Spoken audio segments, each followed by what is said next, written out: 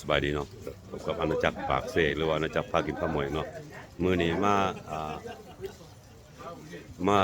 งานนั่นร้านทรายจบโรงเรียนเนาะเนี่ยgraduation ร้านทรายลูกของน้องทรายจบโรงเรียนมาจัดกันอยู่ภาคเบิ่งกันไปว่าเป็นจังไดเนาะแฮปปี้ทุกคนเบิ่งกันไป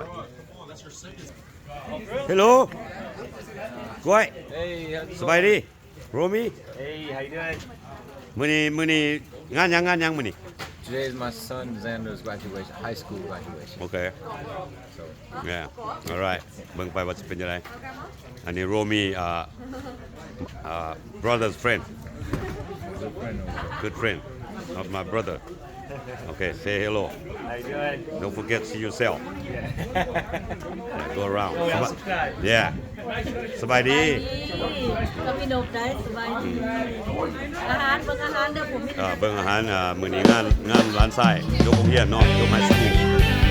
เห็นไหมโอ้มีหลายแนวยกไฮสคูลอาหารเยอะแยะเนาะ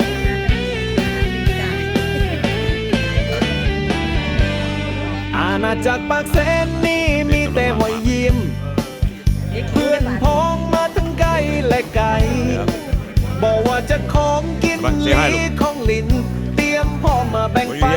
ให้กันทุกวัน High school ปิ้งย่างปิ้งปลากินกับส้มตำเผ็ดกินกันให้อิ่มน้ำสำราญบ่มีกัดบ่มีเก็บทุกคำหวานทุกเสียงฮา alright คือความสุขที่เฮาสร้างมา everybody just getting high สุขสันต์กันให้เต็มที่อาณาจักรปากเซพากินพามวลมีแต่เรื่องดีๆบอกว่าจะปาร์ตี้และกินเหล้ากินเบียร์พี่น้องมาห่วมด้วยพากันเสียพากันเต้นมันลำ barbecue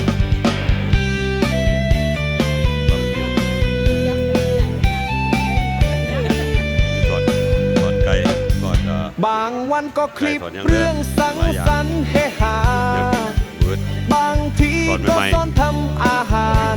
บอกว่าจะเป็ดย่าง คอยว่า หรือขนมหวานมีให้ลอง เชียร์ ทุกวันเลย เชียร์ พี่น้องเฮา เชียร์ โอ้โหแซ่บดีกิน เชียร์ อีกพี่น้องขอบใจที่เข้ามาเบิ่งคลิปเฮาอย่าลืมกดไล Alright ค์กดแชร์และ subscribe เด้อพี่น้องอาณาจักรปากเซนี่บ่มีวันเหงา เด็ก เพ กำลั ราะ ง ทุกคนคือ ไปเล่น พี่น้องเฮา โอเค มาเลยเด้อยินดีต้อนรับอาณาจักรปากเซพากินพามวล แฟนเซนเดอร์หมูมาเมื่อไหร่บอกโอเค next clip ผมไปยังเพราะว่าเขา edit น้องว่าผม